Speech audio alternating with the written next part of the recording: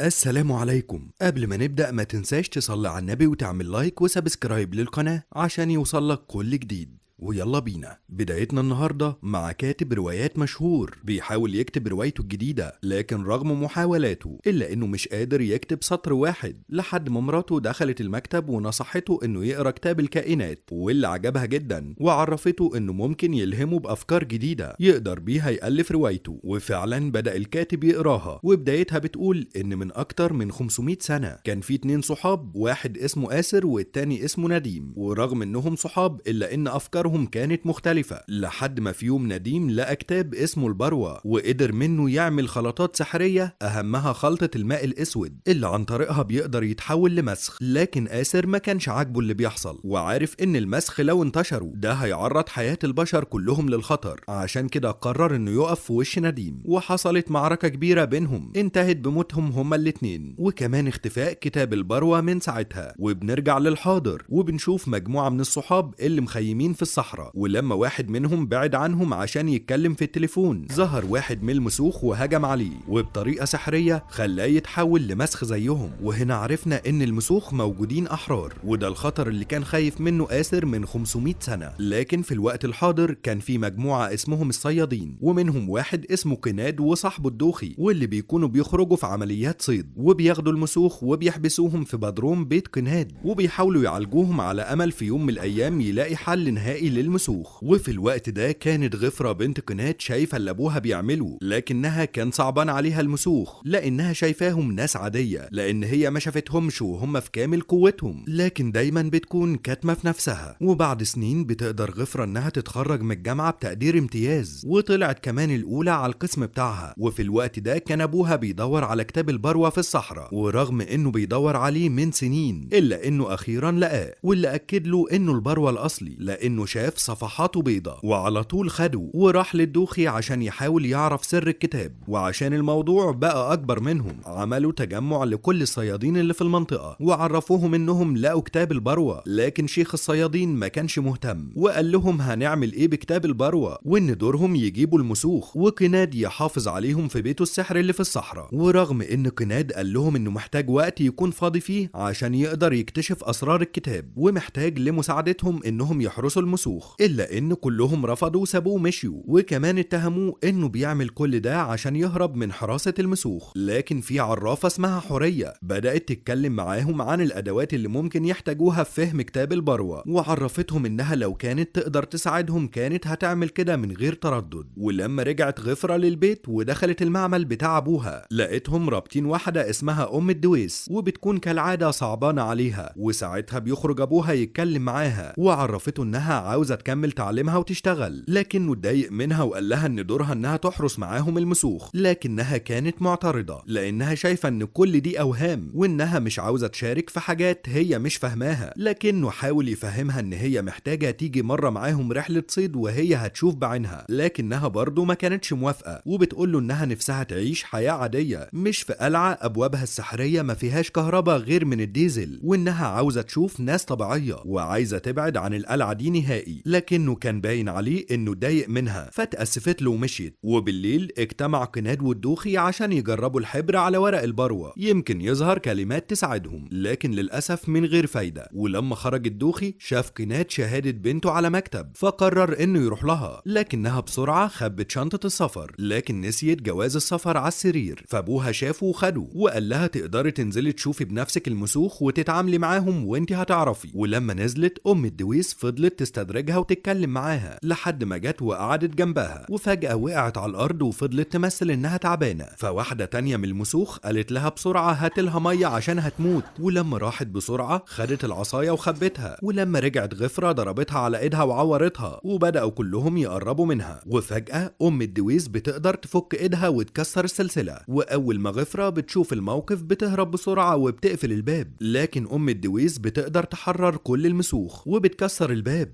وبيخرجوا كلهم من السجن بتاعهم. وبعدها بنروح لواحد اسمه عبود، واللي بيكون راجع لبيت مهجور، لكن لقى 3 بلطجية بيرسموا على الجدران وقالوا له انهم خلاص خدوا البيت ده، وكمان بدأوا يتهجموا عليه، خصوصا لما لقوا معاه كيس مليان فئران ميتة. لكن في اللحظة دي طلع واحد من المسوخ وهجم على واحد منهم وحولوا المسخ زيهم. وفي اللحظة دي الاتنين التانيين هربوا، ورجع المسخ وخد الكيس من عبود وقعد ياكل. اما غفرة فبترجع لابوها والدوخي بسرعة، واول ما بيشوفوها وبيسمعوا صوت المسوخ بيعرف كناد انهم اتحرروا، فبيقول للدوخي انه ياخد غفرة ويهرب بسرعة، وهو خد عصا وراح لهم بسرعة. وفي الوقت ده الدوخي قرر انه ياخد البروة معاه وبدأ يحاول يفتح الخزنة. اما كناد فكان واقف وسطهم وهو بيحاول يواجه ام الدويس، لكنها بدأت تسحره واحدة واحدة لحد ما قدرت انها تتحكم فيه بشكل كامل. وساعتها سألته عن البروة، فقال لها انه عارف طريقها وقرر ياخدها يديها الكتاب. وفي اللحظة الأخيرة قبل ما يوصل كناد وام الدويس كان الدوخي خد الكتاب وقفل الباب وهرب مع غفرة، لكنه خد باله ان كناد مسحور وتحت سيطرة ام الدويس. وساعتها كانت ام الدويس بتعلن لكل المسوخ انها الملكة بتاعتهم من دلوقتي، وانها صاحبة القرارات المهمة وانهم لازم يسمعوا كلامها. وكان كناد واقف وسطهم من غير ما ينطق بولا كلمة. اما الدوخي فقال لغفرة انهم مش قدامهم اي حل غير انهم يقدروا يقروا كتاب البروة او يعرفوا سره. وساعتها فتحت غفرة الكتاب وكانت متفاجئة ان صفحاته بيضة، وبتسأل نفسها وهي بتعيط ام الدويس عاوزة ايه من كتاب فاضي. لكن في اللحظة دي الكتاب بدأ يظهر كلمات معينة بسبب دموع غفرة، وده بسبب ان آسر زمان كان ساحر الكتاب انه يتواصل مع الاشخاص الطيبين. وساعتها اتكلمت معاه غفرة عشان تعرف ايه الوسيلة اللي تقدر بيها تتخلص من المسوخ، لكن اجابة الكتاب كانت صعبة وغير مفهومة بالنسبة لهم. وفوق كده الكتاب بعد ما جاوب طلب منهم يجاوبوا لغز معين، واداهم فترة يفكروا ولازم يرجعوا له برد. واللغز بيقول 7 شقيقات فوق قدم واحدة يجمعهن الليل وتفرقهم اللون. وبرضه ما كانوش فاهمين هو ايه ده. اما ام الدويس فوصلت لكهف قديم واللي كان فيه المية السوداء زمان من 500 سنة، وخرجت ام الدويس كل المسوخ بره وفضلت تضرب بايديها على الحيطة لحد ما المية السوداء ظهرت تاني. وساعتها بدأت تتواصل مع نديم واللي قالت له ان كتاب البروة ظهر وهي هتحاول ترجعه له، لكن مقابل ده يرجع لها ولادها. اما غفرة والدوخي راحوا لواحد قريبهم واللي قدر يساعدهم في حل اللغز، وعرفهم ان دي وردة نادرة بتظهر فوق الجبال. ولما دوروا في الكتب قدروا انهم يوصلوا لاسمها وحلوا اللغز. وساعتها بدأوا يدوروا على حد يساعدهم، والدوخي قال لها على اسامي صيادين ممكن يساعدوهم، لكن للأسف كل ما يروحوا الواحد منهم يقول لهم انه مش هيضحي بحياته عشان يحاول يرجع المسوخ، وانهم لازم يشوفوا حد غيره. وكل محاولاتهم فشلت، وكان ناقص اسم واحد بس في القايمة وهو سالم الصوفي. لكن الدوخي ما كانش عايز يروح له ويطلب منه المساعدة، وكان باين انه ما بيحبوش. لكن غفرة قالت له ان لو في اي امل ان الراجل ده يساعدهم ينقذوا ابوها هي مش هتتردد ولازم تروح له. واول ما وصلوا عند البيت قابلوا عبود واللي هو نفسه بيكون حفيد سالم الصوفي واللي خدهم عشان يقابلوا جده. ولما عرف من غفرة ان المسوخ هربوا قال لها ان اكيد الدوخي هو السبب، لكن غفرة قالت له انها كانت هي السبب وانهم هربوا منها هي. وفي نفس الوقت ده امرت ام الدويس كل المسوخ انهم ينتشروا في المدن القريبة ويبداوا يجيبوا مساعدين ليهم. وفعلا المسوخ بدأت تنتشر وتهاجم البشر. وبنروح لشاب كان ماشي في طريقه بين الجبال لحد ما فجأة وقف قدام قرية اسمها الهامة وسمع صوت طبول جاي منها، وبسبب ان شبكة الاتصالات عطلانة قرر انه ينزل يسألهم عن الطريق. وفعلا قابل واحد منهم قدام الباب وكان شكله مريب، واصر انه لازم يدخل عشان يدوله كرم الضيافة. وفعلا دخل وبدأ يرقص معاهم بشكل غريب. اما غفرة والدوخي وسالم وحفيده عبود كانوا بيجهزوا نفسهم بالعدة بتاعت الصيادين عشان يروحوا يدوروا على ابوها في الكهوف اللي كان بيستخبى فيها المسوخ زمان. وساعتها سالم اصر انهم ياخدوا عربية الصيادين القديمة، ورغم ان الدوخي ما كانش مقتنع بسبب انها عربية قديمة، لكن سالم قال له انه قدر يخطف ام الهلان بالعربية دي. وهم في الطريق بدأوا يفهموا عبود كل حاجة، لان رغم تعامله مع المسوخ الا انه ما كانش يعرف حقيقتهم كاملة. ومشوا في نفس الطريق اللي بيودي ناحية قرية الهامة، لكن استغرب سالم جدا لما حس ان القرية من بعيد كأن حد عايش فيها، مع انه متأكد ان القرية دي من كام سنة كانت مهجورة. عشان كده قربوا منها وسمعوا صوت الطبول، لكن لما واحد من القرية شافهم بدأ يتوتر واضطر انه يدخلهم وقال لهم انهم بيحتفلوا بزواج واحدة من القرية. ولما دخل زعيمهم قال للبنات انهم ياخدوا غفرة عشان تقعد معاهم. اما الدوخي فما كانش مطمن وسالم وعبود بدأوا يرقصوا معاهم، وغفرة بدأت تحس ان في حاجة غلط وشكل العروسة مش مبسوطة، عشان كده قررت تخرج وقالت لهم انها نسيت حاجة في العربية. ولما خرجت شافت مجموعة من العربيات مركونة، وباين انهم بقالهم فترة مركونين. وفجأة شافت الشاب اللي دخل القرية امبارح وهو بيتمشى ولون عينه غريبة وما بيردش عليها. اما حورية اللي كانت قاعدة في بيتها في امان، فجأة سمعت صوت بره عند حفيدتها، ولما طلعت اتفاجئت ان ام الدويس واقفة وراها وبتقول لها انها بقالها فترة طويلة ما شافتهاش، وبدأت تساومها على حفيدتها مقابل انها تعرفها فين كتاب البروة وفين مكان غفرة والدوخي. لكن حورية ما كانش فعلا عندها معلومات، بس ام الدويس قررت انها تحول حفيدتها المسخ عقابا ليها على اللي عملته معاها زمان، وكانت سبب في حبسها السنين اللي فاتت. وبعد ما اتأكدت انها مش هتاخد منها اي معلومات، قررت انها تحولها هي كمان عشان ما يكونش في امل انها ترجع وتساعد غفرة والدوخي تاني. وبنرجع لغفرة اللي بتفضل تتمشى حوالين القرية لحد ما بتوصل عند معبد، وبتشوف الزهرة اللي كان كتاب البروة بيتكلم عنها. وقبل ما تلمسها ظهرت من وراها بنت وسألتها بتعمل ايه، ولما غفرة خافت اتأسفت لها اذا كانت خوفتها، وعرفتها انها لازم تنزل من المكان ده لان الليل بيجي فجأة، وان اهل القرية كلهم بيستعدوا يرجعوا البيوت تاني. لكن غفرة اصرت انها تطلع البرج اللي فوق الجبل، لكن لما طلعت لقت المكان فاضي ومكتوب كلام زي اللي موجود في كتاب البروة. عشان كده قررت ترجع للدوخي عشان تحكي له، خصوصا الشخص اللي كان لابس جينز وتيشيرت احمر اللي كان ماشي كانه سرحان ومش بيرد، وقال لها انه اكيد اتسحر من المسوخ لانهم لما بيحطوا ايديهم فوق راس ضحيتهم بيتحول للشكل ده. وفي اللحظه دي افتكر عبود الطفل اللي كان بيساعده وانه عمل في البلطجي نفس الكلام، وفهم انه كان بيتعامل مع مسخ وهو مش عارف. وبعدها جت بنت اسمها دليلة وقالت لغفرة ان اوضه البنات في الدور اللي فوق، وخدتها لاوضتها وعرفتها انها مبهوره بيها بسبب انها دخلت البرج وهي مش خايفه، وقالت لها انهم ممنوعين يقربوا من الاماكن دي لسبب هم مش عارفينه. وقالت لها كمان ان نادرا ما بنشوف ناس من المدينه، عشان كده هي مبسوطه انها شافتها. اما عبود فسأل جده عن طريقه صيد المسوخ، فقال له ان نقطه ضعفهم عود العتم او بودره الاشخر، فسألوا اذا كان في مسوخ طيبين ولا كلهم اشرار، لكن جده قال له ان المسوخ كلهم شبه بعض. وبالليل وغفرة نايمه الكهرباء بتقطع عن القريه كلها، وبيبداوا يسمعوا اصوات غريبه، فخافوا على غفرة. وعبود اتصل عليها بسرعه لكنها كانت نايمه واتاخرت على ما ردت، وبعدها بصت من الشباك لقيت ناس غريبه ماشيين سرحانين شبه الزومبي، وقالت لعبود انهم حوالين الاوضه بتاعتكم. وساعتها حاولت غفرة انها تخرج من المكان بسرعه، وكمان عبود قرر انه يروح لها عشان يساعدها. اما الدوخي وسالم قرروا انهم يخرجوا يجيبوا العربيه بسرعه عشان يهربوا كلهم. واول ما خرجت غفرة لقيت 3 قدامهم، لكن بمجرد ما شغلت كشاف الموبايل رجعوا لهيئتهم العاديه. وهنا بتعرف غفرة انهم نوع جديد من المسخ واسمهم مسوخ الظلام. وساعتها زعيم القريه بيقول لها انهم عاوزين يخلصوهم من ضرر النور اللي هم عايشين فيه، وان اساسا البشر هو الظلام اللي فيه بيتولدوا وفيه بيموتوا. وقال لها ان قوتهم ما بتظهرش غير بالليل، وان النور بيقلل من قوتهم. لكنها ما كانتش خايفه بسبب ان معاها الموبايل، لكنه قال لها ان الموبايل اكيد هيفصل وساعتها هيقدروا يحولوها. اما عبود فكان معاه عود العتم عشان يدافع بيه عن نفسه، وفي نفس الوقت مخلي باله ان حد من المسوخ يحط ايده على راسه. لكن بعد شويه التليفون اللي مع غفرة بيفصل، فبتضطر انها تجري بسرعه وتخرج بره وتحاول تقفل الباب. وفي نفس الوقت بينط الدوخي وسالم من فوق السور، لكن للاسف رجل الدوخي بتتلوي وبيتصاب، وسالم بيساعده يجري لحد ما بيوصلوا للعربيه. اما عبود فبيوصل لغفرة وبيساعدها انها تقفل الباب، وبيهربوا سوا. ولما ظهر واحد من المسوخ بيحاول يقرب من غفرة، فبيقدر عبود انه يضربه بعود العتم، وبتجري غفرة وبتركب العربيه، وعبود بيتشعلق على الباب وبيهربوا بسرعه من القريه. واول ما بيوصلوا على جسر فيه نور بيقفوا، وساعتها بيكون سالم فخور بعبود وباللي عمله، وقال له رغم ان حاولت طول عمري ابعدك عن المسوخ الا اني دلوقتي فخور بيك. اما غفرة فبدات تساعد الدوخي في علاج رجله، وكانت حاسه بالذنب انها السبب في كل اللي بيحصل، وان بسببها المسوخ هربوا، وبالذات ام الدويس، وكمان هي السبب في وجودهم في القريه دي وعرضت حياتهم للخطر. لكن الدوخي كان بيحاول يواسيها وبيقول لها ان ده قدرها ومكتوب. وبعد شويه بتلاحظ غفرة ان في واحده مستخبيه في العربيه بتاعتهم، واتضح لها انها دليلة، فخرجتها وهي مهدداها بالعود، وسالتها عن السبب اللي خلاها تيجي وراهم. لكنها حاولت تفهمهم انها مستعده تساعدهم وتعمل لهم اللي هم عايزينه. لكن سالم والدوخي ما كانوش مصدقينها، وخلوا غفرة تضربها في كتفها بالعود. لكن قبل ما يغمى عليها قالت لهم ان السر كله كله في البرج. لكن ساعتها كلهم بدأوا يفكروا إن ممكن ده يكون فخ عشان يستدرجوهم للبرج، لكن غفرة كانت متأكدة إن فعلا البنات دي ما يعرفوش إيه اللي في البرج وإنهم فعلا ممنوعين يدخلوه. عشان كده قررت غفرة إنها تحط خطة عشان يوصلوا للبرج ده ويدوروا فيه كويس جدا وإنهم ممكن يلاقوا حاجة مهمة هناك. وفعلا راحوا على هناك، وفضل سالم والدوخي في العربية وعبود وغفرة هما اللي هيطلعوا، واتفقوا على علامة الإضاءة على إنها علامة الخطر. ولما طلعت غفرة فضلت تدور في كل مكان، وعبود كمان كان بيدور معاها، لكنهم ما كانوش لاقيين أي حاجة. لكن عبود شاف عربية ماشية ناحية سالم والدوخي، فبسرعة عمل لهم علامة الطوارئ مش شباك. لكن على ما سالم صحي من النوم وحاول يهرب بالعربية، لقى العربية التانية قفلت عليه الطريق. وهنا فهم الدوخي إن المواجهة هتكون صعبة، خصوصا لما تجمع عدد كبير من المسوخ حواليهم. فنزل من العربية بالكشاف وبدأ يتكلم معاهم مسخ اسمه يوسهلع، واللي كان معاه عدد كبير من مسوخ الظلام. وكان بوسهلع بيسألهم عن كتاب البروة، فقالوا له إنه مع غفرة لكنهم ما يعرفوش هي فين. والدوخي قدم حل، وهو إنهم يسيبوهم يمشوا وهم ييجوا وراهم ويوصلوا لمكان غفرة ويديهم الكتاب. لكن بوسهلع رفض وقال لهم واحد بس منكم اللي يسوق وواحد يفضل معانا. لكن الدوخي قال له أنا اللي عارف مكانها ومش بعرف أسوق، فلازم نكون سوا. فحس بوسهلع إنهم بيضحكوا عليه، عشان كده رفض إنهم يمشوا. وكان الوقت بيعدي والشمس قربت تطلع، لحد ما جت دليلة وقالت لبوسهلع إن غفرة موجودة في البرج. لكن بسبب صعوبة إن غفرة تلاقي حاجة في البرج، قررت إنها تخلي عبود يروح لصف العربيات اللي موجود ورا القرية، لأنها شافت شماريخ هناك وعاوزاه ياخد واحد منهم ويضربوا عشان سالم والدوخي يعرفوا مكانهم. وفعلا سابها تدور وراح بسرعة على هناك. ولكن بعد محاولات كتير قدرت غفرة إنها تلاقي القطعة السحرية اللي بتدور عليها. بس في الوقت ده قرر بوسهلع إنه يروح البرج بسرعة عشان كتاب البروة. وبعد دقايق الشمس بدأت تظهر والمسخ الليلي بدأ يهرب، وساعتها بدأ الدوخي وسالم يصطادوهم. ولما وصل عبود عند العربيات فضل يدور لحد ما لقى الشماريخ وبدأ يضربها في السماء. وساعتها سالم والدوخي راحوا له على هناك وخدوه وبدأوا يتحركوا ناحية البرج. لكن كان بوسهلع سبقهم على هناك وكان بيكلم غفرة من بره وبيقول لها انه عاوز الكتاب. فوقفت ومعاها عود العتم وكانت مستعدة وقالت له ادخل خده. لكن في الوقت ده بوسهلع كان محتار لانه لقى في ظهره سالم والدوخي وعبود وجوه غفرة ومش ضامن انها عامله له فخ. لكن فجأة ظهر مسخ ليلي من ورا الدوخي وهددهم انه يحولوا. لكن سالم اتصرف بسرعة وضربه بالسهم في ظهره ووقعه على الارض. وكمان سالم قرب من بوسهلع بالقوس، لكن فجأة خرجت غفرة وضربته بالعود في ظهره ووقعته على الارض. وبتقول لهم انها لقت القطعة اللي بتدور عليها وانها موجودة جوه البرج في منطقة لو دخلتها بالنهار ما تشوفهاش. عشان كده المسوخ ما كانوش قادرين يلاقوها وركبوا العربية وكملوا طريقهم. وبنرجع بالزمن لورا عشان نعرف قصة ام الدويس واللي كانت عايشة مع جوزها عيسى وولادها الاتنين، وكانت دايما بتحاول تشفي الاطفال بالسحر، لكن كل تجاربها كانت بتفشل، وده اللي تسبب في موت عدد كبير من اطفال قريتها. وساعتها اهل القرية جمعوا نفسهم وهجموا عليها، وعشان جوزها عيسى ينقذ نفسه واولاده قال لهم اقتلوها هي السبب وسلمها ليهم. بس في اللحظة الاخيرة قدرت انها تنط من عالسور وتهرب من القرية وهي قلبها مكسور بسبب فراق ولادها وخيانة جوزها ليها. وفضلت تمشي في الصحراء لحد ما قعدت تعيط تحت شجرة. وفي اللحظة دي الشجرة بدأت تكلمها وعرفها بنفسه انه الساحر نديم. ولما قالت له ان نديم مات من زمان قال لها بس روحه لسه عايشة، وعرض عليها صفقة وهي انها تدور له على كتاب البروة مقابل انه يرجع لها ولادها، وكمان هيديها قوات سحرية كبيرة جدا. وفضل يلعب في عقلها انه كان بيدور عليها من زمان وانه اخيرا لقاها، وبسبب الغل والكره اللي في قلبها وافقت. وبمجرد ما لمست الماء الاسود اللي في الشجرة اتحولت لمسخ. اما غفرة والدوخي وسالم وعبود فرجعوا القلعة تاني ومعاهم المسوخ اللي اصطادوهم ودخلوهم البدروم وربطوهم بالسلاسل في السراير تاني. اما بالنسبة لبدور فكانت لسه شغالة على الاعشاب اللي عمها الدوخي قال لها عليها، لكن ابوها كان خايف عليها وفضل يحذرها انها تمشي ورا عمها الدوخي لانه زاهد في الدنيا وما عندوش عيلة، لكن هي عندها دراسة وحياة لازم تعيشها. لكن اللي كان شاغل بال بدور انها حاولت تتصل بيهم طول اليوم ومحدش رد، عشان كده قررت انها تروح لهم القلعة. وفي القلعة اتكلمت غفرة مع بوسهلع وسألته عن ابوها، فقال لها انه تحت سيطرة ام الدويس وان صعب جدا توصل لها لان ام الدويس قوية جدا وتلاقيها هي اللي بتدور عليكي، وكل المسوخ بيسمعوا كلامها لانها مكلفة بمهمة من روح الساحر نديم. ولما وصلت بدور القلعة قابلت سالم واللي ما كانش يعرفها، لكن لما سألها عن كيفية دخول القلعة وازاي تلاقي الابواب بتتفتح جاوبت، وساعتها اتاكد فعلا انها بنت اخو الدوخي ودخلها. وساعتها قابلت عبود اللي كان ماشي زهقان في القلعه بسبب ان مفيش شبكه ولا انترنت في المكان، وكان مفكر ان بدور مسخ، لكنها عرفته انها بنت اخو الدوخي، وهي عرفت انه حفيد سالم اللي دخلها القلعه. وبعدها قابلت غفره واطمنت عليها، وكان واضح على غفره انها متضايقه جدا بسبب انها مش عارفه ترجع ابوها، وهي كانت السبب ان المسخ خطفوه. وكمان اخر مره اتكلمت معاه اتخانقوا فيها، لكن بعد شويه راحوا للبروه عشان يحلوا اللغز ويشوفوا اللغز اللي بعده، واللي كان اصعب شويه من اللي فات. واللغز بيقول: رأس الدم على كتفك الايسر، بجواره البحيره الحارقه، في قلبه هو سحيقه، حيث يسود الصمت في الجزء الفارغ،